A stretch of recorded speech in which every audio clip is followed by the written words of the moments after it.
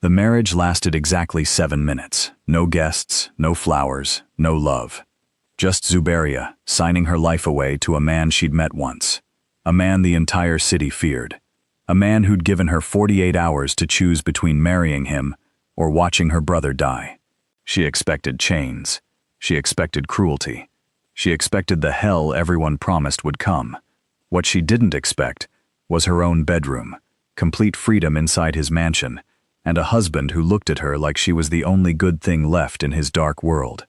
What she definitely didn't expect was discovering he'd saved her life 3 years ago, paid her mother's medical bills, and kept a candid photo of her laughing in a park on his desk like a prayer. Zuberia married a monster to save her family. She just didn't know the monster had been saving her all along. Hey, if you're already hooked and want to see where this goes, do me a favor and hit that subscribe button. Trust me, you won't want to miss what happens next. The phone call came at 2 in the morning. Zuberia stared at her brother's name flashing on the screen, her stomach already twisting into knots. Juma never called this late. Never. Hello? Zube, I messed up. His voice cracked. I messed up really bad. She sat up in bed, suddenly very awake. What happened? There were these guys. They said it was easy money. Just moving some packages. I didn't know what was inside. I swear I didn't know. Juma, slow down. They're saying I owe them money. A lot of money. They came to my apartment tonight. Her mouth went dry. How much? 200 million won. The number hit her like cold water. 200 million won. She did the conversion in her head automatically. Years of working as a translator making the calculation instant. Nearly 150,000 US dollars. Her brother was a university student. She was a legal translator.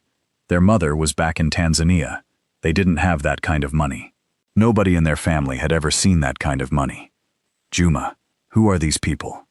I don't know. They said I have 1 week or... He couldn't finish. Where are you right now? At a friend's place. Zube, I'm scared. She pressed her palm against her forehead, trying to think. Stay there. Don't go anywhere alone. I'll figure something out. But even as she said it, she had no idea what that something would be. The next morning, she dragged herself to work on 3 hours of sleep.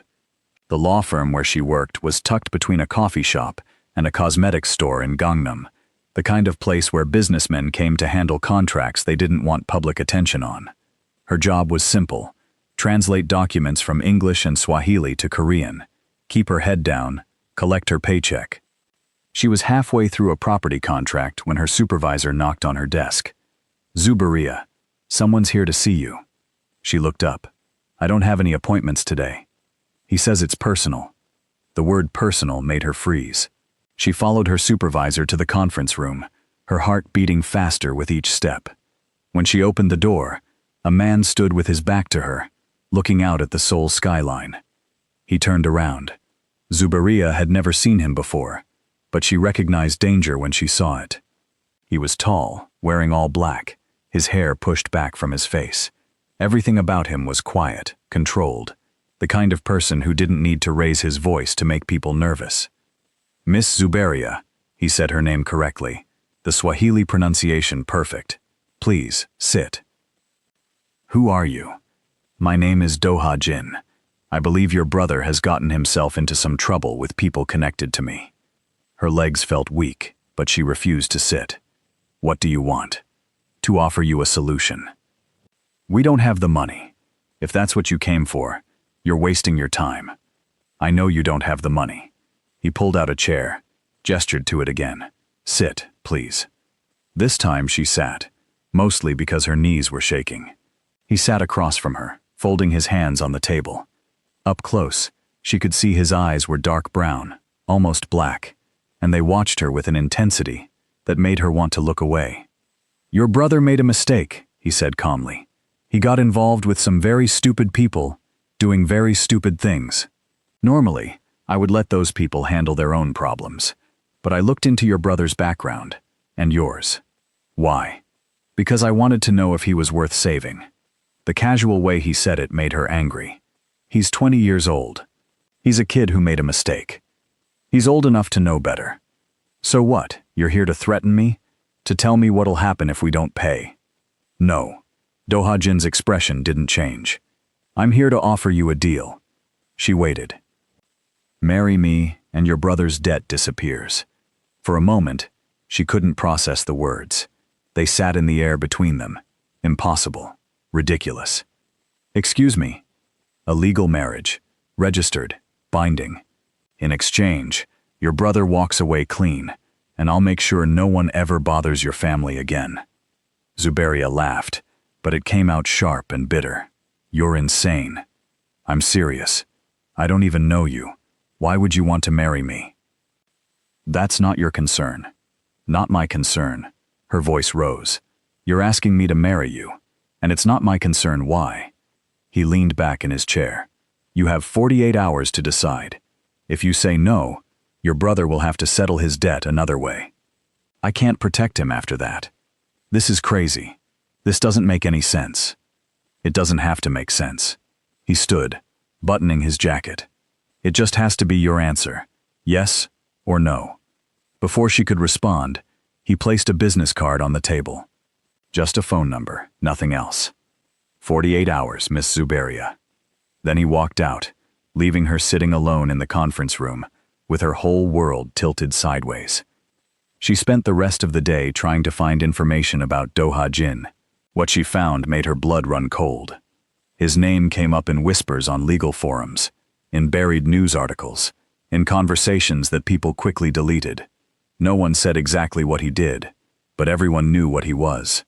The head of an organization that controlled half of Seoul's underground business.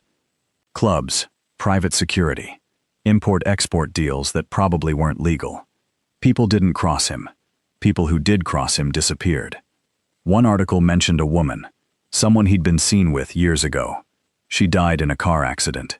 The article didn't say much else, but the comments section was full of speculation. Some said it was a rival gang.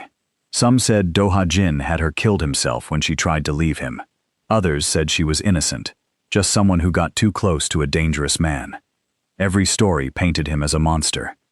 Zuberia called her brother that night. Juma, do you know who these people are connected to? No, they never said names. Do-ha-jin, does that name mean anything to you? Silence on the other end. Juma, that's the guy? His voice went small. Oh no, oh no. Zube, I heard about him. There are stories. I know. What did he say? What does he want? She couldn't bring herself to tell him the truth. He wants to work out a payment plan. It was a lie, but she needed time to think. That night, she couldn't sleep. She kept seeing Do-ha-jin's face across the table, calm and certain, like he already knew what her answer would be.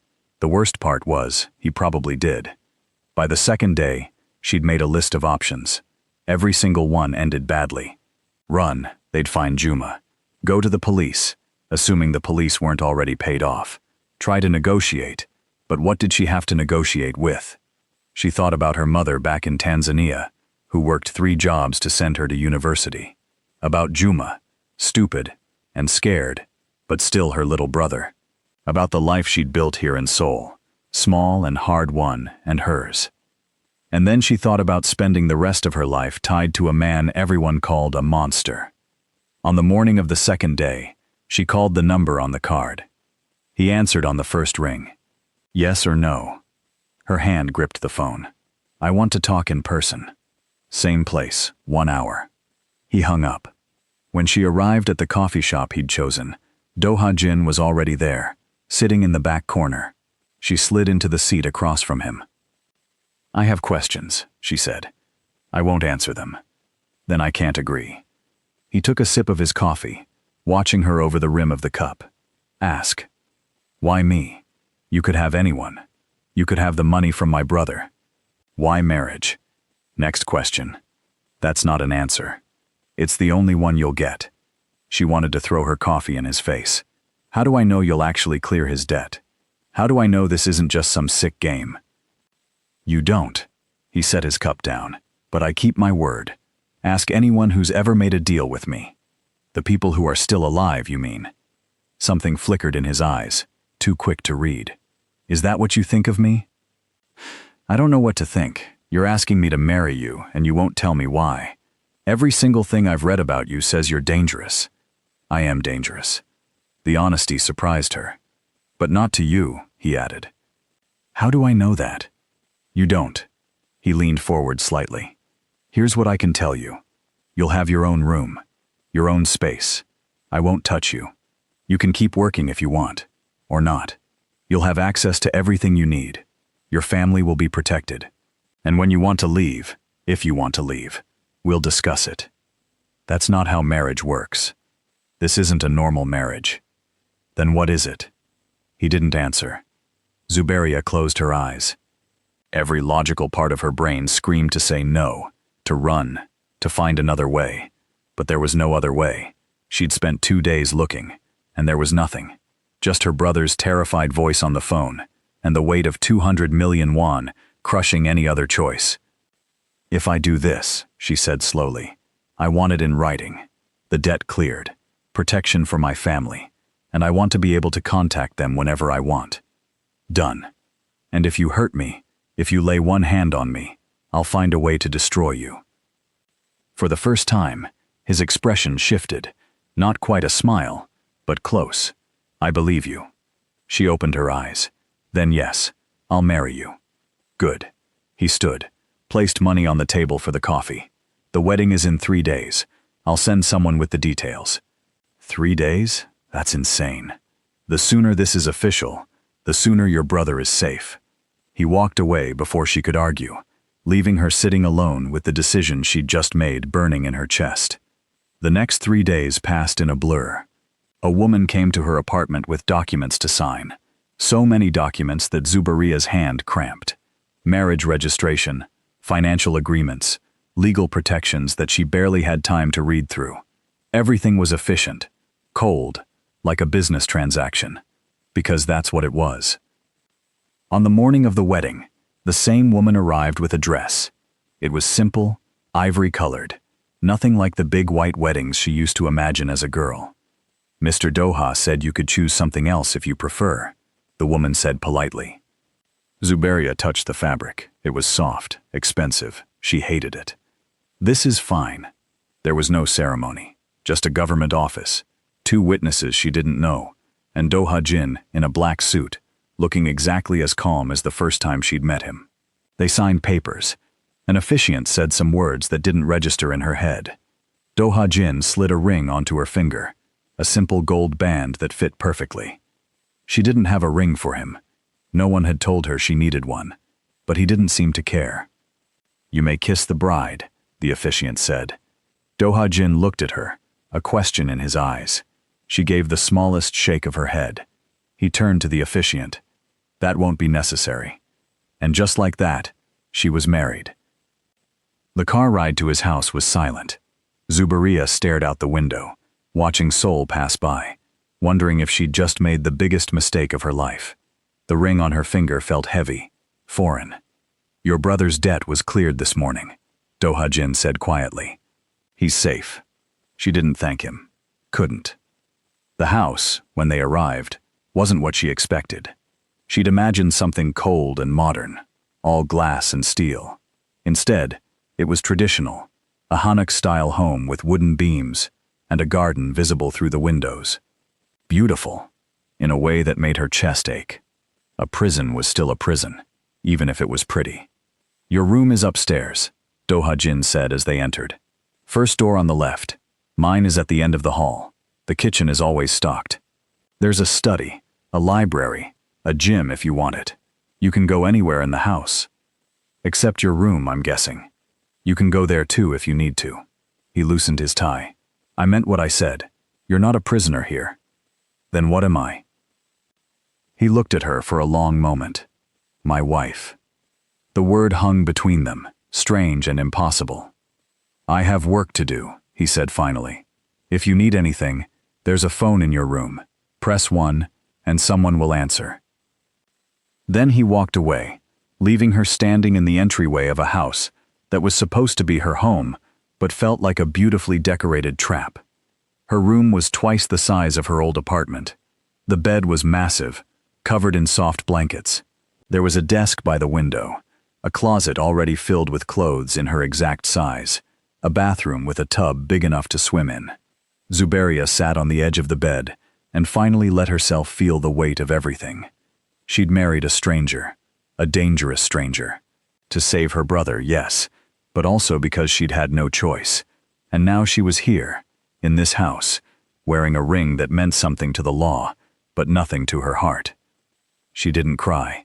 She was too angry to cry. Instead, she started looking around. The clothes in the closet were nice, but nothing flashy. Comfortable things.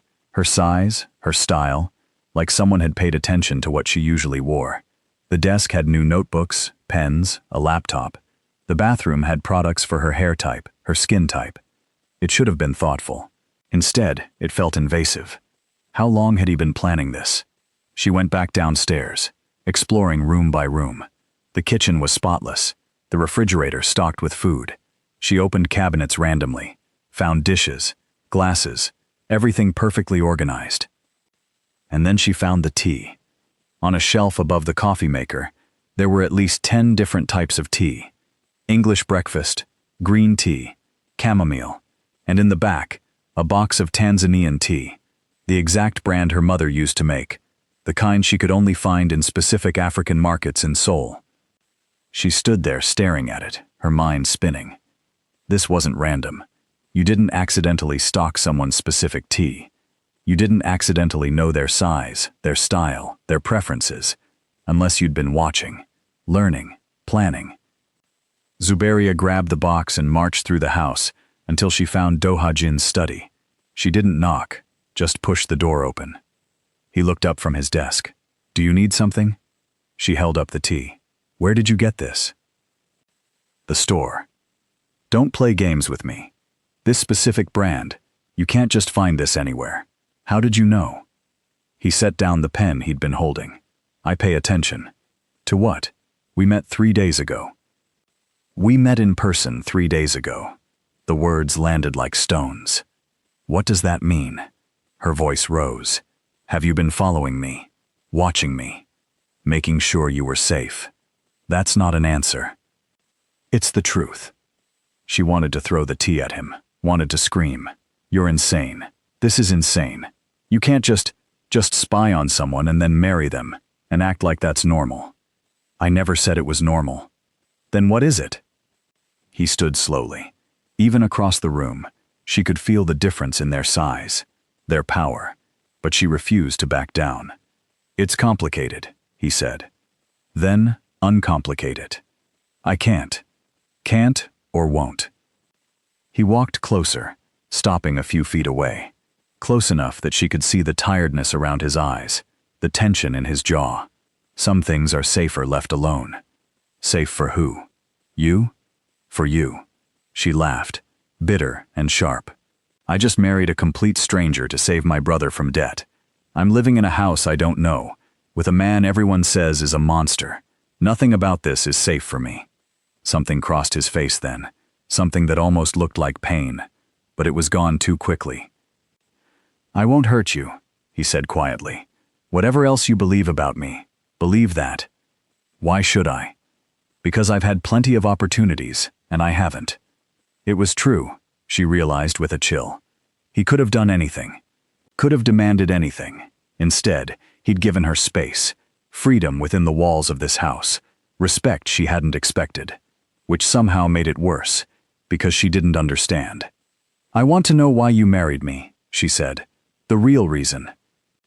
"No, that's not fair. Life isn't fair, Zuberia." He turned back to his desk. "You should get some rest. It's been a long day." She was being dismissed, like a child, like someone who didn't deserve answers. She slammed the tea box on his desk. "I'll find out eventually." "I know." Zuberia stormed out, her whole body shaking with frustration. Back in her room, she paced for an hour, trying to make sense of everything. The tea, the clothes, the way he'd said they'd met in person 3 days ago, implying what? That he'd known her before? Seen her before? She grabbed her laptop and started searching. Not about Doha Jin this time, but about herself. Her social media was private, but not impossible to find. Her workplace was public. The apartment she'd lived in was registered in public records. If someone wanted to find information about her, they could. But why would they want to? She was nobody. A translator from Tanzania, trying to make a life in Seoul. She wasn't rich, wasn't famous, wasn't connected to anything important. So why her? The question spun in her mind as she lay in bed that night, staring at the ceiling of a room that was beautiful and comfortable, and completely wrong. Down the hall, Do-ha-jin was in his own room, probably sleeping peacefully, unbothered by all the chaos he'd created. Or maybe not sleeping at all. She remembered the tiredness in his eyes, the careful control of every word, every movement, like someone who carried weight that never got lighter. No, she told herself firmly. Don't feel sorry for him. He chose this. He created this situation. Whatever his reasons, he had no right to drag her into his world without explanation. But as she finally drifted off to sleep, one thought kept nagging at her. If he was really a monster, why did he seem so lonely? The next morning, Zubaria woke to sunlight streaming through windows she'd forgotten to cover. For a moment, she didn't remember where she was. Then she saw the unfamiliar room, felt the ring on her finger, and reality crashed back. She was married. To Do-ha-jin. It still didn't feel real. She found the kitchen empty, a note on the counter in clean handwriting. Had to leave early. There's food in the refrigerator. Make yourself at home. Make yourself at home. Like this was normal.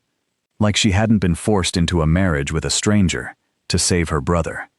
Zubaria crumpled the note and threw it in the trash. She spent the morning exploring more of the house. The library was stocked with books in Korean, English, and, she discovered with another jolt, several in Swahili. Classic novels, poetry, history books. Her fingers traced the spines, that invasive feeling creeping back. How much did he know about her? In the study, she found the door unlocked. She knew she shouldn't snoop, but the need for answers was stronger than her conscience. She checked the desk drawers carefully, not sure what she was looking for. Most were locked, but one opened to reveal files. She pulled one out randomly. Her own face looked back at her from a photocopy of her passport. Her hands started shaking. She flipped through the file. Her university records, her work history, her apartment lease, paid in full 6 months in advance. The payment dated 3 months before she'd ever met Do-ha-jin, before Juma's debt, before any of this started. 3 months. He'd been planning this for at least 3 months. She heard the front door open and quickly shoved the file back, closing the drawer. By the time Do-ha-jin appeared in the study doorway, she was standing by the bookshelf, trying to look casual. "Find anything interesting?" he asked. Did he know she'd been looking? His face gave away nothing. "Lots of books," she said carefully. He walked to his desk, set down a bag he'd been carrying. "I brought lunch. Figured you might not want to cook." "I can cook." "I know, but you shouldn't have to on your first real day here." He pulled out containers. "There's a Tanzanian restaurant in Itaewon. I wasn't sure what you'd like, so I got a few things." The smell hit her. Ugali, nyama choma, kachumbari, food from home, real food, not the watered-down versions she sometimes found in international sections of grocery stores. "How did you—" she started, then stopped. "Never mind. You pay attention." "Yes." They ate in awkward silence, sitting at opposite ends of the kitchen counter. The food was good, so good that Zubaria had to fight back the homesickness rising in her throat. She hadn't tasted her mother's cooking in 2 years. This wasn't the same, but it was close enough to hurt. "Your mother," Do-ha-jin said suddenly. "She's doing well. The surgery was successful." Zubaria's fork froze halfway to her mouth. "What surgery?" He looked at her, something unreadable in his expression, the one she had 4 months ago, for her heart condition. "How do you know about that?" But even as she asked, pieces started clicking together. Her mother's surgery had been expensive, more than they could afford, but an anonymous donor had covered everything. The hospital said it was a charity organization, wouldn't give details. "That was you." It wasn't a question. Do-ha-jin didn't deny it. Why? Her voice cracked. Why would you pay for my mother's surgery? We didn't even know each other. She needed help. So do thousands of people. Why her? Why my family? He stood, started clearing the containers. You should rest this afternoon. I have meetings tonight. I'll be late. Stop doing that. She stood too, blocking his path. Stop avoiding my questions. You owe me answers. I don't owe you anything, except what we agreed on. Safety, protection, space. You owe me the truth. They stood facing each other, close enough that she could see the gold flecks in his dark eyes, the small scar above his left eyebrow. This close, he didn't look like a monster.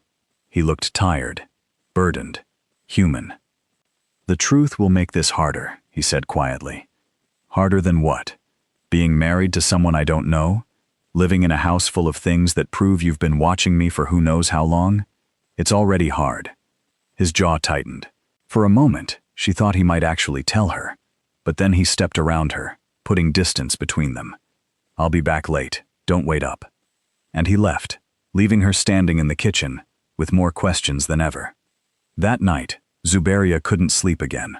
She kept thinking about the file in the desk drawer, about her apartment lease, about her mother's surgery, about the tea and the books and every small detail that proved this wasn't random. Whatever Do-ha-jin's reason for marrying her, it went back months, maybe longer. She needed to know how long. She started with her phone. The next morning, after Do-ha-jin left for whatever mysterious business he did, Zuberia sat down with 3 years' worth of photos and tried to find patterns, moments where something strange had happened, times when she'd felt watched or helped in ways she couldn't explain. It took 2 hours before she found the first one. A photo from 3 years ago, right after she'd first arrived in Seoul. She was standing at a subway station, smiling at the camera while her friend took the picture. But in the background, blurred but visible, there was a man in a dark coat. His face wasn't clear, but his build, his posture, something about him made her stomach twist. She zoomed in as much as the image would allow. Could it be him? The photo was too grainy to tell for sure. She scrolled further back. Another photo from around the same time, taken at a street festival in Hongdae. And there, in the far background near a food stall, another figure in dark clothing, watching. Her hands started shaking. How long had he been there? How many moments of her life had he witnessed without her knowing? She was so focused on her phone that she didn't hear footsteps until someone cleared their throat behind her. Zuberia jumped, nearly dropping her phone. An older woman stood in the doorway, wearing a simple apron and carrying cleaning supplies. She bowed slightly. I'm sorry to startle you. I'm Mrs. Kang. I take care of the house. Zuberia pressed a hand to her racing heart. I didn't know anyone else was here. I come 3 times a week. Mr. Do-ha didn't tell you? Of course he didn't. No. Mrs. Kang's expression softened. You're the new bride. Congratulations. The word bride sounded wrong in Zuberia's ears. Thank you. Can I get you anything? Tea? Breakfast? Actually, Zuberia said slowly, an idea forming. How long have you worked for Mr. Do-ha? 5 years now. 5 years. What's he like? As a boss, I mean. Mrs. Kang considered the question carefully. He's very private, very particular about some things, but fair. He pays well, never yells, always respectful. She paused. He's lonely, I think. Lonely. This big house, always empty. He works all the time, never has guests. Sometimes I'd come in and I don't think he'd eaten or slept. She smiled gently. It's good he has you now. Zuberia didn't know what to say to that. Mrs. Kang excused herself to start cleaning, leaving Zuberia alone with her thoughts again. Lonely. The word kept echoing. She thought about the tiredness in his eyes, the careful distance he kept, the house that was beautiful but empty. No, she told herself firmly. Don't sympathize. He still won't tell you the truth. She went back to her investigation. By afternoon, she'd made a timeline on paper. 3 years ago, first arrived in Seoul.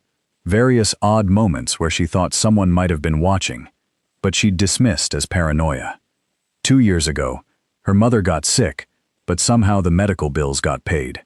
1 year ago, her brother got a scholarship from an organization she couldn't find any real information about. 6 months ago, her apartment lease got paid in full. 3 months ago, Do-ha Jin started actively planning to marry her, based on the date on that file. But why 3 months ago? What changed? She was still puzzling over it when her phone rang. Juma's name flashed on the screen. "Hey," she answered. "Zube, are you okay? You haven't called in days." She'd been avoiding him, not ready to explain that she'd gotten married to clear his debt. "I'm fine, just busy." Busy with what? Did you quit your job? Had she? She hadn't even thought about it. "I'm taking some time off." "Is this about my debt? Please tell me you didn't do something stupid." Too late. "It's handled. Juma, you're safe. That's all that matters." "But how? What did you do?" She couldn't tell him. Not yet. Maybe not ever. "I worked it out. I worked it out. Don't worry about it." They talked for a few more minutes. Juma chattering about his classes, oblivious to how much his mistake had cost her. When she hung up, she felt hollowed out. This was why she'd agreed. To hear that lightness in her brother's voice. To know he was safe, but the price felt higher every day. That evening, Do-ha Jin came home earlier than expected. Zuberia was in the library, surrounded by books she'd pulled off shelves, still looking for any clue about who he really was. "Research?" he asked from the doorway. She didn't jump this time. "Trying to understand my husband. Find anything useful?" Lots of questions. No answers. He walked into the room, picked up one of the books she'd set aside. A collection of Korean poetry. This was my mother's favorite. It was the first personal thing he'd ever told her. Was? She died when I was 16. "I'm sorry." He set the book down carefully. "She would have liked you. She didn't know me." Neither did I, supposedly. Yet here we are. There was something almost like humor in his voice. Zuberia studied him. "Why did you come home early?" "There's something you should know. Some people, business associates, they're not happy about our marriage." Her stomach dropped. "What does that mean?" "It means you need to be careful. When you go out, I'll have someone with you." "A babysitter? A bodyguard?" "Absolutely not." "Zuberia." His voice was firm. "This isn't negotiable. My world is complicated. Now that you're part of it, there are people who might try to use you to get to me. Then maybe you should have thought about that before you forced me into this marriage." I did think about it. He met her eyes. I thought about it constantly, but the alternative was worse. "What alternative?" He didn't answer, just pulled out his phone and made a call. "Have Mingyu come to the house." "I don't want a bodyguard," she said again. "I don't want you dead." The bluntness of it shocked her into silence. These people, they don't make threats. They act. And if something happened to you because I didn't take precautions, I would never forgive myself. There was real fear in his voice. Not for himself, she realized. For her. "How dangerous are we talking?" she asked quietly. "Dangerous enough." 20 minutes later, a man arrived who looked like he could break someone in half without trying. But when he bowed to Zuberia, his smile was warm. "I'm Mingyu. I'll be accompanying you when you need to go out." "I don't need a bodyguard," she said, but with less conviction. "Think of me as a driver who's very good at his job," Mingyu offered. Despite herself, she almost smiled. "Fine, but I'm not staying locked in this house like a prisoner." "I wouldn't expect you to," Do-ha Jin said. "Just be smart, and listen to Mingyu if he says something's wrong." That night, lying in bed, Zuberia tried to process everything. The danger was real. Do-ha Jin's fear for her safety was real. Whatever world he lived in, she was part of it now, whether she wanted to be or not. And someone out there saw her as a target. The next few days passed in strange routine. Zuberia went back to work, Mingyu driving her, and waiting outside the building.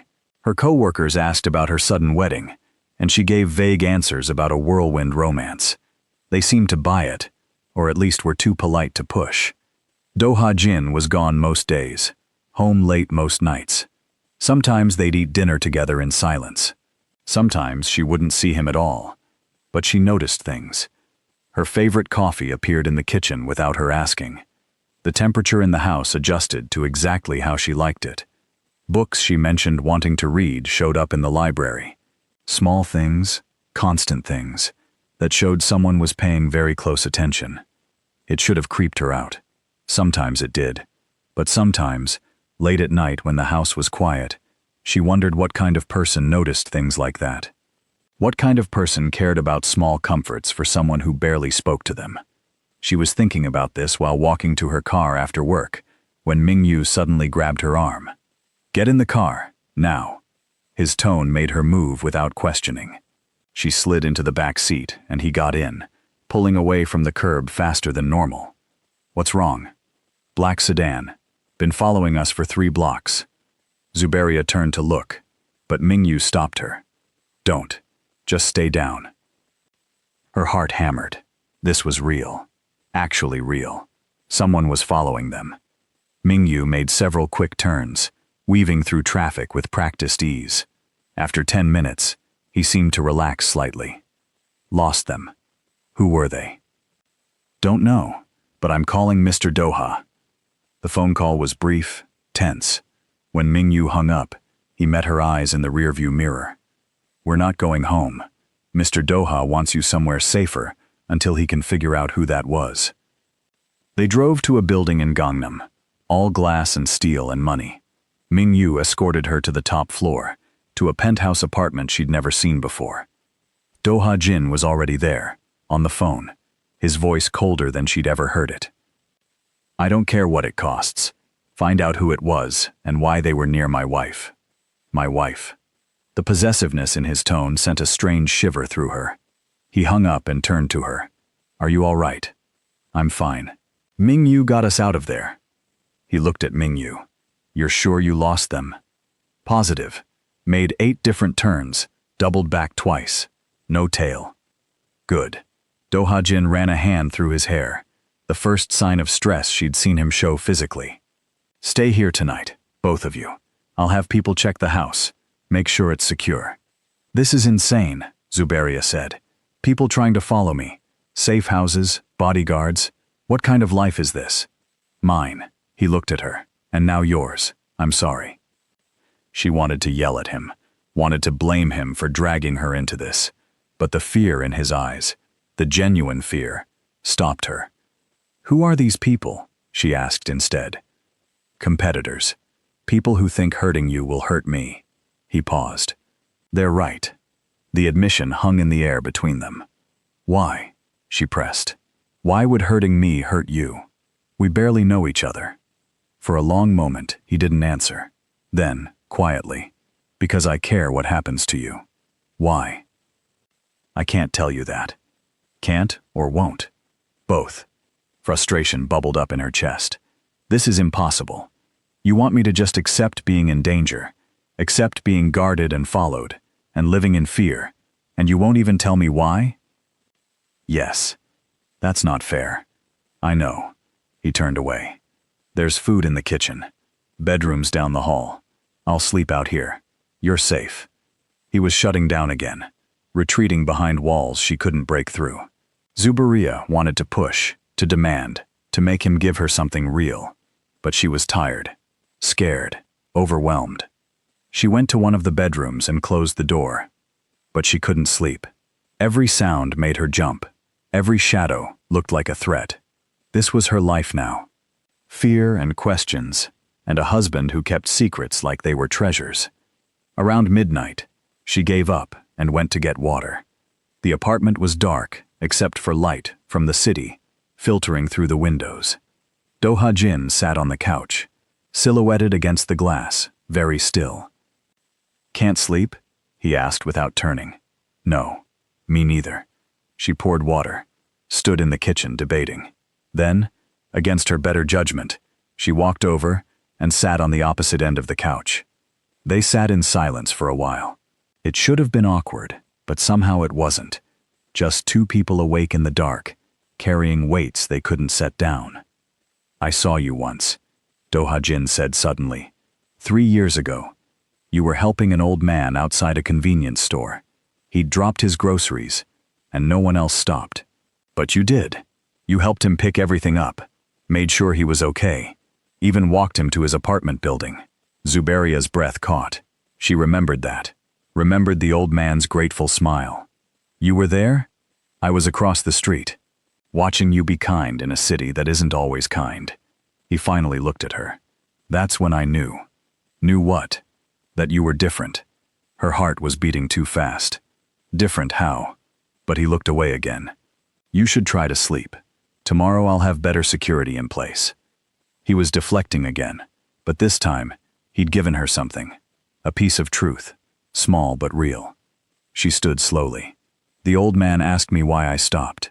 I told him because someone should. Because being busy isn't an excuse for not seeing people who need help. I know, Do-ha-jin said softly. I heard. She went back to bed with that knowledge burning in her chest. 3 years. He'd been watching her for 3 years. And it started with one moment of kindness. What kind of person fell in love with a stranger over something so small? Or maybe, she thought, as she finally drifted to sleep, what kind of person needed to see that kindness so badly that they couldn't forget it? The next morning, they went back to the house. Do-ha-jin had a team sweep it for any security issues and added cameras, better locks, more guards on the property. Zuberia felt like she was living in a fortress. All right, quick pause. I know this is getting intense, and trust me, it only gets better from here. If you're loving this story, drop a like and let me know in the comments what you think is going to happen next. I love reading your theories. But the fortress had cracks. She started finding them everywhere. Evidence of a life lived in preparation for her arrival. A closet in the guest room filled with things in her size, some with tags still on, dated from over a year ago. A drawer in the kitchen, with Swahili recipes handwritten in Korean, like someone had been learning to cook her favorite foods.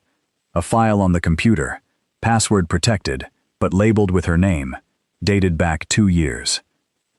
Every discovery was another piece of a puzzle she didn't understand. Why would someone spend years preparing for a person they'd never spoken to? She was looking through old photos again when she found it. The subway station incident.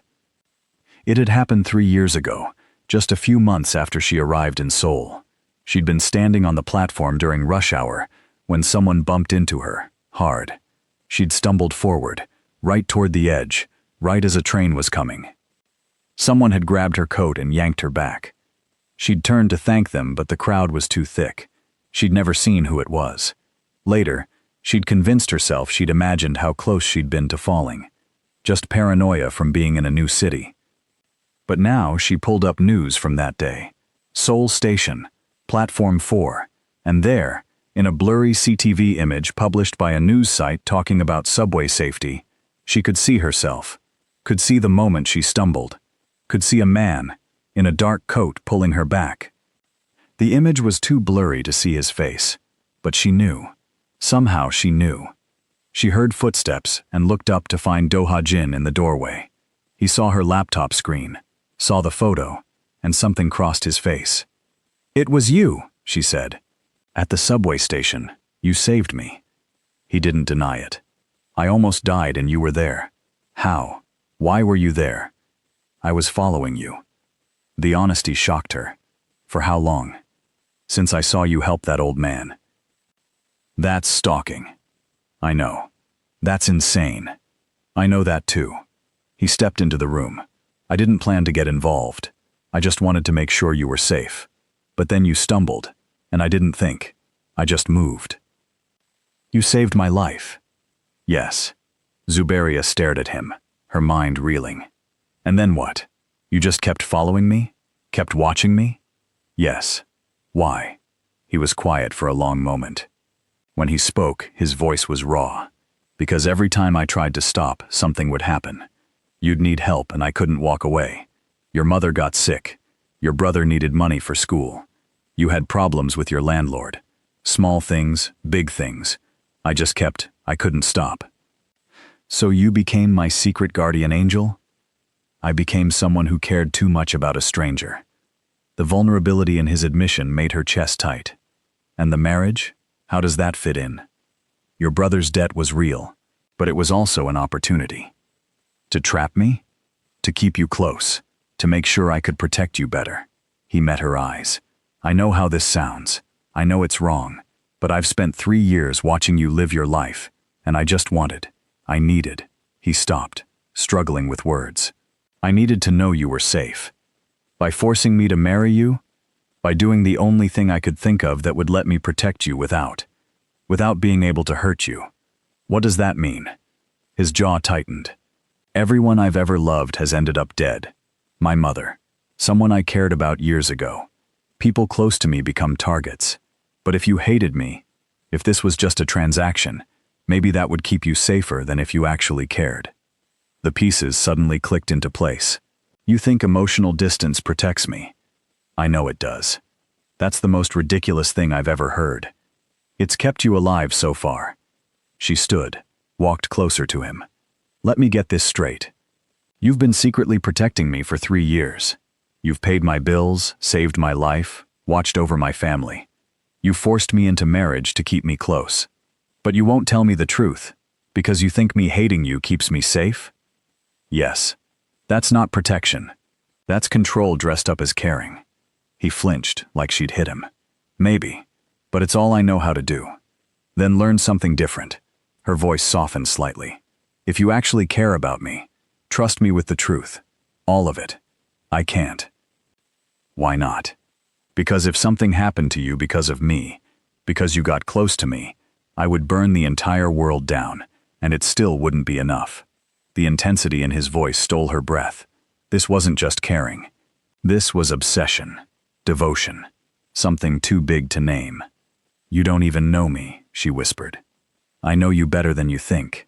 I know you call your mother every Sunday at exactly 3 p.m. I know you like your coffee with too much sugar, and you pretend you don't. I know you cry during sad movies, but only when you think no one's watching.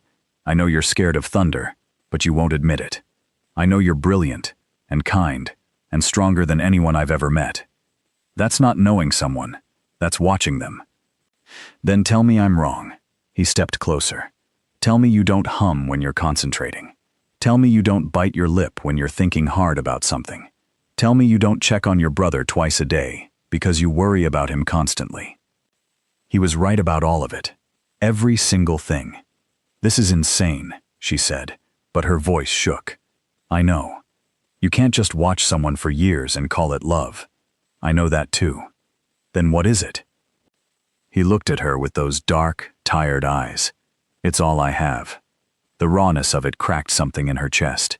This man, this dangerous man who everyone feared, was standing in front of her completely vulnerable, admitting to things that made no sense, to feelings that shouldn't exist. I don't know what to do with this, she admitted. You don't have to do anything. Just let me keep you safe. That's all I need. What about what I need? What do you need? Honesty, she almost said. Truth. A real marriage or no marriage at all. Freedom. Understanding. But what came out was time. I need time to process this. He nodded slowly. Okay. And you need to stop keeping secrets. I'll try. Not try. Do. Something almost like a smile crossed his face. You're very demanding. I'm very confused and very angry, and very tired of being in the dark. Fair enough. He turned to leave, then paused. For what it's worth, I never wanted you to feel trapped. I just didn't know any other way. After he left, Zuberia sat in the silence, trying to make sense of everything. 3 years of watching. 3 years of caring from a distance. 3 years of a man building his world around protecting someone who didn't know he existed. It was crazy. It was obsessive. It was also, in some twisted way, the most devoted thing she'd ever heard. She pulled up the subway photo again, looked at the blurry figure pulling her to safety. Somewhere in this mess of secrets and lies and forced marriage, there was a person who'd seen her almost die and couldn't live with it, who'd watched her be kind and decided she was worth protecting, who'd spent years quietly making sure she was okay. Was that love, or something darker? She didn't know. But for the first time since this whole thing started, she wanted to find out. Over the next week, things shifted. Do-ha-jin started talking more. Small things, pieces of his life. He told her about his mother, how she'd loved poetry and gardens, about growing up in a world that demanded strength and punished weakness, about the weight of running an organization where one wrong move could get people killed. Zuberia listened, asked questions, started to see him as more than just the man who'd forced her into marriage. Started to see the loneliness Mrs. Kang had mentioned, the burden he carried alone. She told him about Tanzania, about growing up with 2 languages and never quite fitting in either world, about coming to Seoul with big dreams and finding out how hard it was to build a life in a place that didn't quite want you, about missing her mother and worrying about Juma and wondering if she'd made the right choices. They were small conversations, careful ones, but they were real. One night, she found him in the library at 2 a.m, reading by lamplight. "Can't sleep again?" she asked. He looked up, surprised. "I don't sleep much." "Why not?" "Too many things that could go wrong while I'm not paying attention." She sat down across from him. "That sounds exhausting." "It is." They sat in comfortable silence for a while. Then Zuberia asked something she'd been wondering. "The woman, the one who died, will you tell me about her?" His expression closed off slightly, but he didn't shut down completely. "Her name was Yuna. We were together briefly, years ago. She wasn't part of this world, didn't understand it. I tried to keep her separate, safe. But someone found out, used her to get to me. By the time I realized what was happening, it was too late. I'm sorry." That's when I learned that caring about someone makes them a target, that the only way to keep people safe is to keep them away. He looked at her. "Until you. I couldn't stay away from you. Why was I different? I don't know. Maybe because you didn't know me, didn't choose to be in my life. Maybe because I thought I could protect you better from a distance. Maybe because I was selfish and lonely, and you made the world seem less dark." He paused. "Probably all of it." Zuberia absorbed this. "The people who took Yuna, are they still around?" "No." The single word carried weight. She didn't ask what happened to them. "Do you think about her a lot?" "Sometimes, but not the way you think." He set his book down. "I cared about her, but I didn't know her. Not really. She was someone I wanted to save from my world. You're different." "How?" "You don't need saving. You're strong enough to stand in this world and not break." The compliment surprised her. "You don't know that." "Yes, I do. I've watched you for 3 years, remember? I've seen you handle things that would destroy most people. You're stronger than you think." They talked until almost dawn, the longest real conversation they'd ever had. When Zuberia finally went to bed, she felt something shifting between them. Not trust, not yet, but maybe the beginning of understanding. Maybe that was enough for now. The next morning, she woke to find a note on her bedside table. "Had to leave town for a few days, business. Ming Yu will stay with you. Be safe." And underneath, in smaller writing, almost like he'd hesitated before adding it, "I'll miss you." 3 words that shouldn't have meant anything, but they made her heart do something complicated in her chest. She got ready for work, found Mingyu waiting downstairs. "Mr. Doha briefed me," he said. "Extra precautions while he's gone." "Where did he go?" "Can't say, but he'll be back soon." The days without Doha Jin felt strange. The house was too quiet. She found herself listening for his footsteps, expecting to see him in the library or the study, missing someone she'd been angry at just weeks ago. It didn't make sense. None of this made sense. But on the 3rd day, when her phone rang with an unknown number, and she heard his voice, tired and strained, asking if she was okay, she realized something that terrified her. She was starting to care about him too. "I'm fine," she said into the phone, sitting on the edge of her bed. "When are you coming back?" "Tomorrow night, maybe the day after." "That's not an answer. It's the best I can give you right now." She heard voices in the background, tense conversation in Korean too quick for her to catch. "I have to go. Stay close to Mingyu." "Wait," she said, but he'd already hung up. She stared at her phone, frustrated and worried in equal measure. Something was wrong, she could hear it in his voice. But he was 1,000 miles away doing who knows what, and she was stuck here, Safe and useless and hating it. The next day at work, she couldn't concentrate. Her supervisor asked if she was feeling well 3 times. By lunch, she gave up pretending and went home early. Mingyu drove in silence, but she could feel his alertness. Eyes constantly checking mirrors, taking random turns, making sure they weren't followed. "Has there been trouble?" she asked. "Nothing specific, just being careful." But when they pulled up to the house, there were 2 additional cars in the driveway. Men she didn't recognize stood near the entrance. "What's going on?" "Extra security while Mr. Doha is away." Mingyu opened her door. Nothing to worry about. But his hand rested near his jacket in a way that suggested he was ready to worry plenty. Inside, Mrs. Kang was cooking dinner, the smell of food filling the house. She smiled when she saw Zuberia. "You're home early. Good, I made your favorite." The normalcy of it felt surreal against the guards outside, and the tension in Mingyu's shoulders. Zuberia helped set the table, needing something to do with her hands. "Mrs. Kang, has it always been like this? The security, the danger?" The older woman considered her answer carefully. "Mr. Doha's life has never been easy, but since you came, he's been different." "Different how?" "He smiles sometimes, small things, but I notice. He comes home more, eats better. It's like he has a reason to take care of himself now." She patted Zuberia's hand. "Whatever brought you 2 together, I'm glad for it." If only she knew the truth. That night, Zuberia couldn't sleep again. The house felt too big, too empty, without Doha Jin's presence somewhere in it. She went to the library, intending to read, but found herself in his study instead. The file drawer was locked now, but the desk had a photo frame she hadn't noticed before, facing away from where visitors would sit. She turned it around. It was her. The photo was candid, taken maybe 2 years ago at a park. She was laughing at something, head thrown back, completely unaware of the camera. She remembered that day vaguely, a rare afternoon off, walking alone, and feeling briefly content.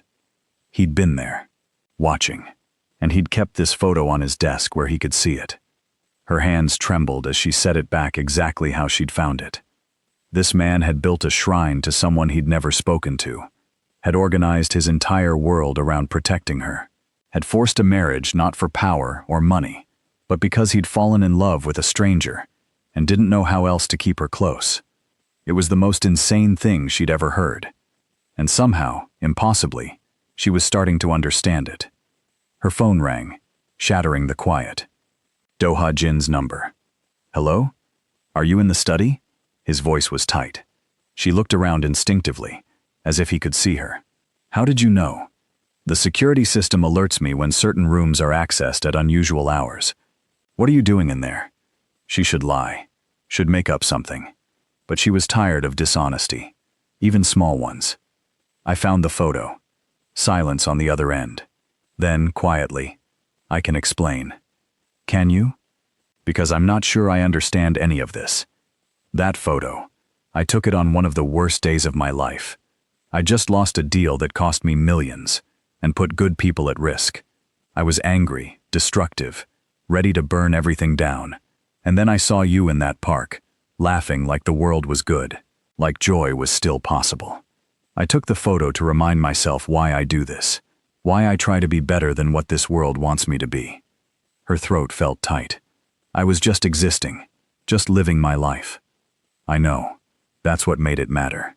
He paused. "I'm sorry. I know this is all too much. If you want me to put the photo away, I will." "No," she said, surprising herself. "No, keep it. Just come home safe." "I will, I promise." After they hung up, she sat in his chair, looking at the photo from his perspective, trying to see what he saw. A woman laughing, unaware, free, a reminder that goodness existed. What kind of life did someone live where they needed that reminder? The next day started normally. Work was busy, translating contracts for a merger that made her head hurt. Mingyu waited outside as always. She had lunch with a coworker, came back to her desk. Everything was fine until it wasn't. She was walking to the bathroom when someone grabbed her from behind. A hand clamped over her mouth, cutting off her scream. Another arm wrapped around her waist, lifting her off her feet. She fought, elbowing back, trying to bite the hand covering her mouth. But there were two of them, strong, professional. They dragged her toward the emergency stairs. Her mind raced. Mingyu was outside. No one had seen. She was alone. No, not alone. Think. She went limp suddenly. Dead weight. It surprised them enough that their grip loosened. She stomped down hard on an instep, heard a grunt of pain, twisted and screamed as loud as she could. One of them cursed in Korean. Shut her up. Something hit the side of her head, hard enough that the world tilted. She tasted blood. They were moving again, faster now, down the stairs, out a service exit. A van waited, engine running. This was bad. This was very bad. They threw her inside, and she hit the metal floor hard enough to knock the wind from her lungs. The door slammed shut. Someone zip-tied her wrists. "Who are you?" she gasped. "What do you want?" "Your leverage," one of them said. "Nothing personal." The van started moving. Zuberia's head throbbed where they'd hit her. She could feel blood trickling down her temple. But worse than the pain was the fear crawling up her throat. Do-ha-jin had warned her, had told her people would try to use her. And she'd been careless, thinking daylight and office buildings meant safety. She'd been so stupid. The van drove for what felt like hours, but was probably 30 minutes. When it finally stopped, they pulled her out into what looked like an abandoned warehouse. Cliché, she thought hysterically. Couldn't they be more original? They tied her to a chair in the middle of a large, empty space. One of them made a phone call. "We have her. Yeah, she's alive. Tell him if he wants her back. He knows what we want." They wanted Do-ha-jin. This was about him. Of course it was. After the call, they mostly ignored her. Posted guards at the doors. Settled in to wait. Zuberia tested the zip ties carefully, but they were tight, cutting into her wrists. Her head pounded. Her mouth was dry, and she was absolutely terrified. But under the fear, anger started building. These people had grabbed her, hurt her, were using her like a bargaining chip. And for what? Business? Money? Power? She was so tired of being a pawn in games she didn't understand. Hours passed. The light from dirty windows faded to darkness. Someone gave her water, but nothing else. She dozed fitfully, head throbbing, wrists aching. She woke to the sound of her phone ringing. One of the guards answered it. "Yeah, she's here. You want proof?" He walked over, held the phone to her ear. "Say something." "Zuberia." Do-ha-jin's voice, tight with control. "Are you hurt?" "My head," she managed. "They hit me, but I'm okay. I'm going to get you out of there. They want something from you." "I know. Don't worry about that. Just stay calm." The guard pulled the phone back. "You hurt her. Now here's what you're going to do." Zuberia couldn't hear Do-ha-jin's response, but the guard's expression changed, went pale. "You can't. That would start a war." A pause. "I don't think you understand the situation. We have your wife." Whatever Do-ha-jin said next made the guard look at his companions nervously. "Fine. 2 hours. Come alone or she dies." The call ended. "What did he say?" one of the other men asked. "He said if she has one more bruise when he gets here, he'll kill everyone in this building and burn our family's houses down." Nervous laughter. "He's bluffing. You ever heard of Do-ha-jin bluffing?" The laughter died. Zuberia felt a strange rush of emotions, fear for what was coming, but also something else. The absolute certainty in Do-ha-jin's voice. The threat that wasn't empty, wasn't posturing. He would burn the world down for her. The thought should have scared her. Maybe it did. But it also made her feel something she hadn't felt since this nightmare started. Hope. 2 hours felt like forever. The men grew more nervous as time passed, checking weapons, arguing in low voices. Whatever they'd expected when they took her, Do-ha-jin's response had rattled them. Finally, headlights appeared outside. A single car, pulling up slowly. "He actually came alone," one of them muttered. "Idiot." But he didn't sound convinced. The car door opened. Do-ha-jin stepped out, hands visible, empty. Even from a distance, Even through dirty windows, Zuberia could see the coiled violence in every line of his body.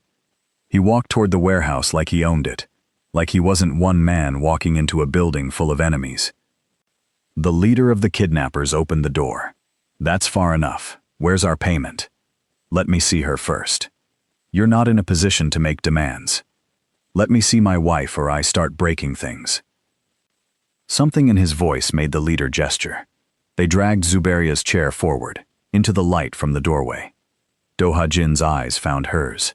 She watched his expression, saw the rage that flashed across his face when he registered the blood on her temple, the bruises forming. "You hurt her." His voice went very, very quiet. She fought back. "Not our fault." "Yes," Do-ha-jin said. "It is." Everything happened at once. Lights blazed from every direction. Cars roared up from nowhere, surrounding the warehouse. Armed men poured out, moving with military precision. The kidnappers scrambled for their weapons, but it was too late. They were outnumbered, outgunned, completely surrounded. "Did you really think I'd come alone?" Do-ha-jin asked, almost conversationally. "Did you really think I'd risk her life on your word?" Gunfire erupted. Zuberia screamed, throwing herself sideways, chair and all. She hit the ground hard, couldn't see what was happening, just noise and chaos and terror. Then hands on her arms, gentle ones. "I've got you. You're safe." Do-ha-jin cut the zip ties with a knife, helped her up. She was shaking so hard she could barely stand.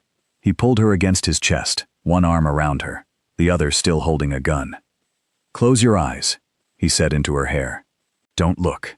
She closed them, pressed her face into his shoulder, heard orders being shouted, people being restrained, the organized chaos of a moderation she didn't want to understand. "Is it over?" she whispered. "Yes, it's over." He carried her to his car, set her carefully in the back seat. Someone handed him a first aid kit, and he started cleaning the cut on her head, with hands that were steady despite everything. "This might sting," he warned. It did. She hissed, but held still. "I'm sorry." He wasn't talking about the antiseptic. "I'm so sorry. This is exactly what I was afraid of. You came for me." "Of course I came for you. Did you think I wouldn't? You could have been killed. So could you. That's not acceptable." He pressed gauze to her temple. "Nothing is worth that risk. Nothing." She looked at him in the dim light of the car, at the man who'd brought an army to get her back, who was treating her injuries with hands that had probably just hurt people, maybe worse. "Why?" she asked. "Why am I worth all this?" "Because you're you. That's enough." Back at the house, he insisted she see a doctor. A woman arrived within an hour, checked her over thoroughly. Mild concussion, bruised ribs, lots of scrapes. Nothing serious, but she needed to rest. After the doctor left, Zuberia found Do-ha-jin in the study, staring out the window with shoulders tight as wire. "You should be sleeping," he said without turning. "So should you." "I can't. Every time I close my eyes I see what could have happened, what I let happen." She walked closer. "You didn't let anything happen. Some people made bad choices and you fixed it. I should have protected you better. You saved me. I put you in danger by marrying you, by being selfish and stupid, and thinking I could keep you safe in my world." He finally turned to face her. "This is why I tried to keep distance, why I didn't want you to care. Because caring makes you vulnerable, and vulnerable gets you hurt." "I'm okay." "You're hurt. You have a concussion because of me." "I have a concussion because someone hit me. That's on them, not you. It's all on me." His voice cracked. "Everything that happens to you because of me is on me." She stepped closer, until she was right in front of him. "Then tell me the truth. All of it. No more hiding. No more protecting me from information. If I'm in this world now, I deserve to know why." He looked at her for a long moment. Then slowly, like it cost him everything, he started talking. 3 years ago, I saw you help that old man, and something in me just broke open. I'd spent years building walls, keeping people away, surviving in a world that punishes weakness. And there you were, being kind for no reason, expecting nothing, just good, because that's who you are. He paced as he talked, words spilling out like a dam breaking. I told myself I'd just make sure you were safe. That's all. But then you smiled at a street vendor, and I wanted to see it again. You helped a lost tourist, and I wanted to protect that kindness. You called your mother, and I heard how much you loved her, and I needed, to make sure nothing hurt you. So you followed me. Yes, for months, learning everything about you, where you worked, what you liked, who mattered to you. It was obsessive and wrong, and I couldn't stop. He ran a hand through his hair, laughing bitterly. Then you almost fell in front of that train, and I didn't think. I just grabbed you, and for 1 second, you looked at me. Actually looked at me, and I knew I was in trouble. What kind of trouble? The kind where I wanted things I had no right to want, where I started paying your rent because the thought of you struggling hurt me, where I paid for your mother's surgery because you cried on the phone and I couldn't stand it, where I funded your brother's education because you worried about him constantly and I wanted to fix it. Tears were running down Zuberia's face, but she didn't interrupt. I knew it was wrong, he continued. Knew I was manipulating your life. But I told myself it was okay because you were happy, because you didn't know, so it didn't hurt you, because I was helping from a distance, and that made it acceptable. When did that change? When your brother got involved with those people. When I realized someone else might hurt you to get to money he owed. I couldn't let that happen. So I made a deal that let me keep you close. That gave me the legal right to protect you. He looked at her. The marriage was selfish. It was me taking what I wanted and justifying it as protection. If you've made it this far, you're absolutely amazing. This story is almost over, but before we get to the ending, hit that subscribe button, because I have so many more stories like this coming, and you won't want to miss them.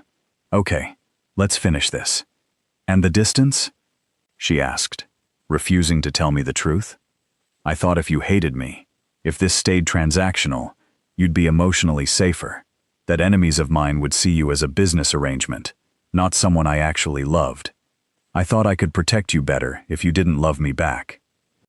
That's the stupidest thing I've ever heard. He laughed, but it sounded broken. I know, but it's all I had. Everyone I've ever loved has been hurt. My mother, Yuna, people who worked for me who became friends. Caring about people in my world gets them killed. So I thought, maybe if I kept you at a distance while keeping you close, it would work. You can't have it both ways. I know that now. He met her eyes. I know I don't deserve your forgiveness.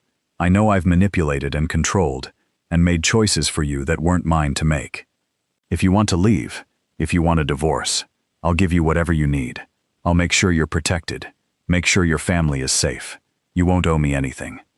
Zuberia wiped her tears, processing everything he'd just laid bare. The years of watching, the obsessive protection, the twisted logic that led to their marriage. It was insane.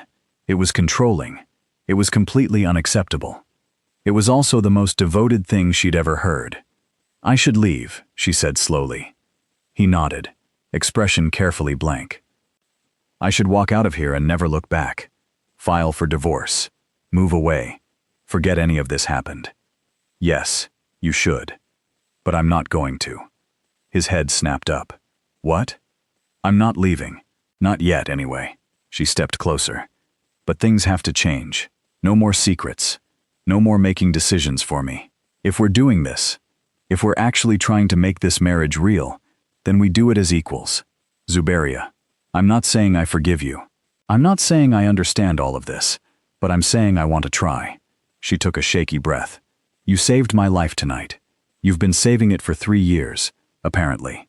And somewhere in all this insanity, I started caring about you too. I don't know when it happened. Maybe when I saw how lonely you were. Maybe when you told me about your mother.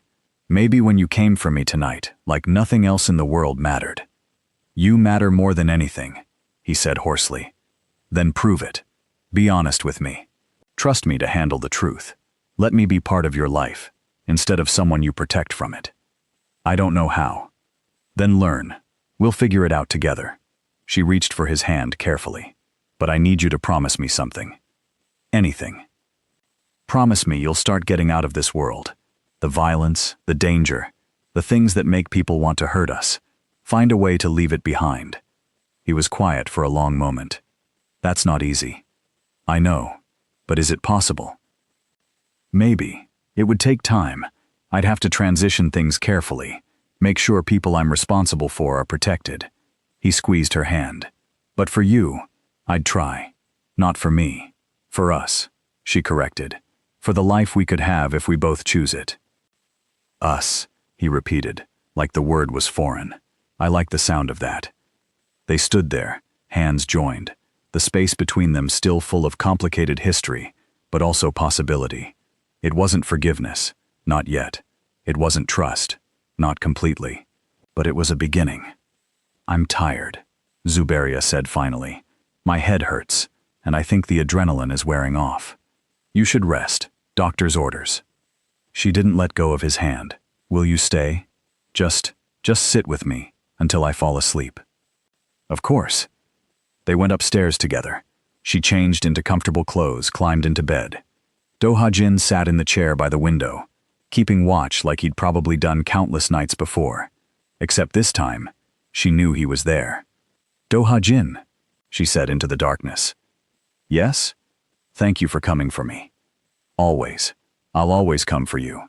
She fell asleep to that promise, and for the first time since their marriage, she believed it completely. The next few weeks were different. Do-ha-jin started explaining things. His business, his connections, the complicated web of relationships that made up his world.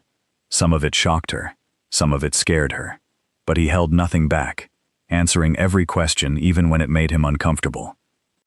In return, she started letting him in, sharing her fears about being so far from home, about whether she was making the right choices, about the future. Real conversations, real connection. It was awkward and complicated and sometimes frustrating, but it was honest. He also started the process of transitioning out, selling off certain businesses, legitimizing others, slowly extracting himself from the darker parts of his world. It wasn't fast, and it wasn't easy. There were threats, confrontations, deals that fell through. But he kept at it. For himself, he said. For the future he wanted. For them. Zuberia went back to work after her injuries healed. Mingyu stayed close, but less obviously. She started to feel less like a prisoner, and more like someone choosing to build a life, even if it was complicated. 3 months after the kidnapping, Do-ha-jin came home early. She was in the library, reading. "I have something to show you," he said. He drove them to a building in a nice part of Seoul. Modern, clean, clearly expensive. "What is this?" "My new office. Completely legitimate import-export business.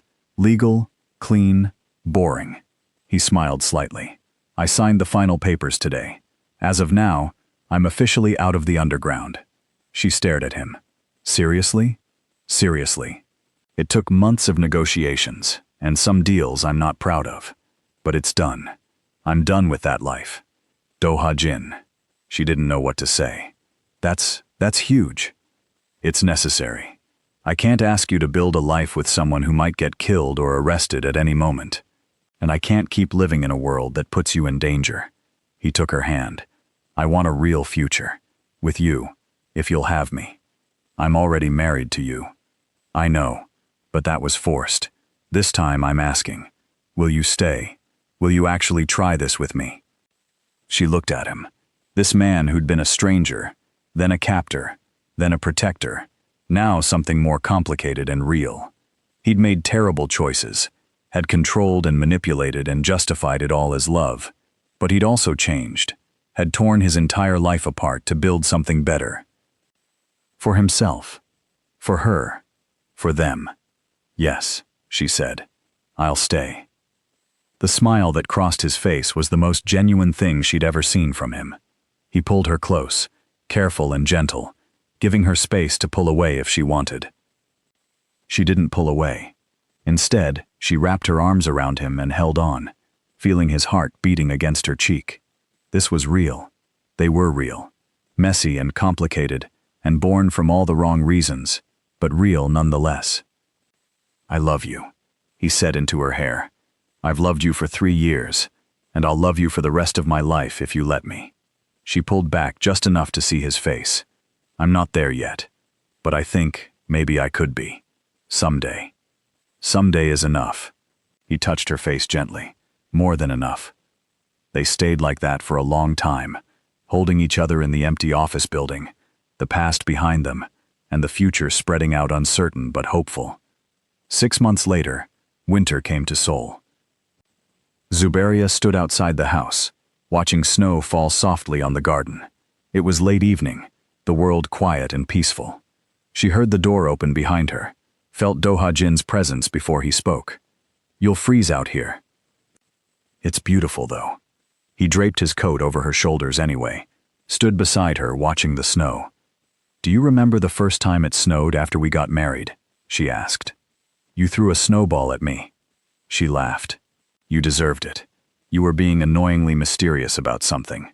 I'm always annoyingly mysterious. Not anymore. Now you're annoyingly honest. You asked for that. I did. She leaned against him. I don't regret it. They'd come so far from that first awkward, tense marriage. Now they actually talked, laughed, argued like normal couples. Do-ha-jin's business was thriving legally. Her translation work had expanded. They were building something real together.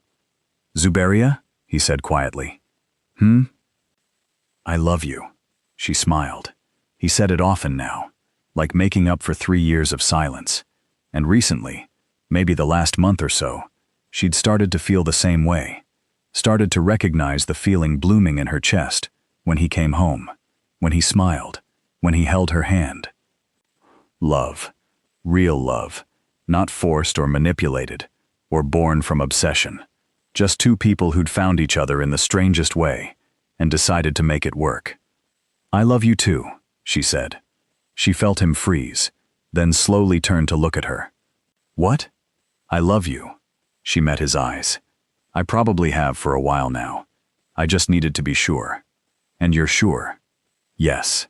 He kissed her then, soft and careful, like she was something precious. She kissed him back, her hands in his hair, his arms around her waist. The snow fell around them, quiet and perfect. When they finally pulled apart, both a little breathless, he rested his forehead against hers.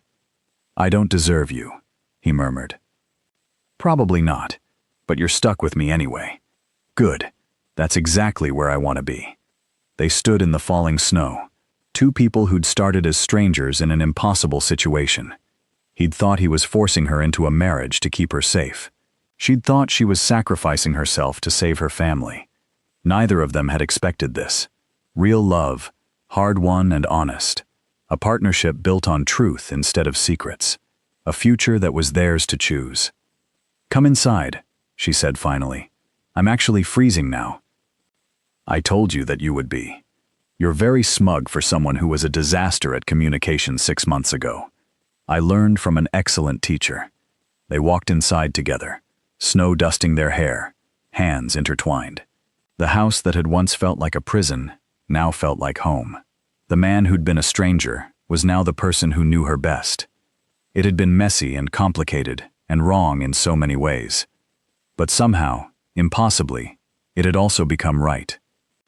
That night, lying in bed, Zuberia thought about the journey that had brought them here. The forced marriage, the secrets, the danger, the slow unveiling of truth, all the pain and fear and confusion. And somehow, through all of it, they'd found something worth keeping. What are you thinking about? Do-ha-jin asked. He'd stopped working late, came to bed at reasonable hours now. How weird our story is. That's one word for it. If we ever tell our kids, they'll think we're insane. Kids? He propped himself up on one elbow, looking at her with surprise. Eventually, maybe, if we want them. She felt her cheeks warm. Is that something you'd want? With you, everything. I want everything with you. She smiled, reached for his hand. Then we have time to figure it out, to figure all of it out. Together. Together, she agreed. And as she drifted off to sleep, safe and warm and loved, Zuberia thought about the girl who'd answered a phone call 3 months ago, the one who'd been terrified, angry, trapped. That girl wouldn't recognize this happiness, this peace. But that was okay, because that girl had been strong enough to survive until she could get here, to this moment, this love, this life. And that was enough. More than enough. It was everything. 3 years later, Zubaria stood in the same garden, watching the same snow fall. But nothing else was the same. Doha Jin's business had expanded internationally. Her translation work had turned into consulting for cross-cultural business deals. They'd traveled together, built a life that was theirs, not forced or manipulated, but chosen. They'd had fights, real ones, loud ones, where they both said things they regretted. But they worked through them, talked, apologized, grew. Last year, they'd renewed their vows. A real wedding this time, with her mother flying in from Tanzania, with Juma standing as a witness, with friends and laughter and joy. She'd worn a dress she chose. He'd worn a suit he'd asked her opinion on. And when they said their vows, they meant every word. It was everything their first wedding wasn't. It was perfect.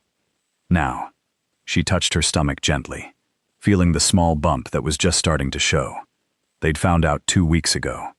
Doha Jin had cried, actual tears, holding her like she was made of glass. They were having a daughter. "There you are." His voice came from behind her. "You're going to catch a cold." She turned, smiled at her husband. "Then you should probably warm me up." He crossed the garden, wrapped his arms around her from behind, one hand settling protectively over their daughter. "How are you feeling?" "Good, tired, happy." "Me too." They stood together as snow fell, the past finally, fully behind them. The future bright and uncertain, and theirs. "Doha Jin? I'm glad my brother got into trouble." He laughed, surprised. "That's a terrible thing to say." "I know, but if he hadn't, we wouldn't be here. We wouldn't have this. I would have found another way to be with you eventually." "That's creepy. But true." She elbowed him gently. "You're lucky I love you." "I'm the luckiest man alive," he said seriously. "I don't take that for granted. Not for a second." She turned in his arms, looked up at the man who'd been her captor, her protector, her partner, her love. "Good, don't." He kissed her softly. "Never." And in the quiet of falling snow, with the warmth of love surrounding them, they stood together. No longer forced, no longer strangers. Just two people who'd found each other in the dark and chosen to walk toward the light together. It wasn't the story either of them expected, but it was theirs. And that made it perfect. All right, everyone. We've reached the end of Zubaria and Doha Jin's incredible journey. If this story made you feel something, if you were rooting for them, crying with them, or yelling at your screen, please hit that subscribe button and drop a comment telling me what you thought. Did you see the ending coming? What was your favorite moment? I read every single comment, and I love hearing from you. There are so many more stories coming your way. Stories that will make you laugh, cry, and feel all the feelings. So subscribe, turn on notifications, and I'll see you in the next one. Thank you so much for being here. Until next time.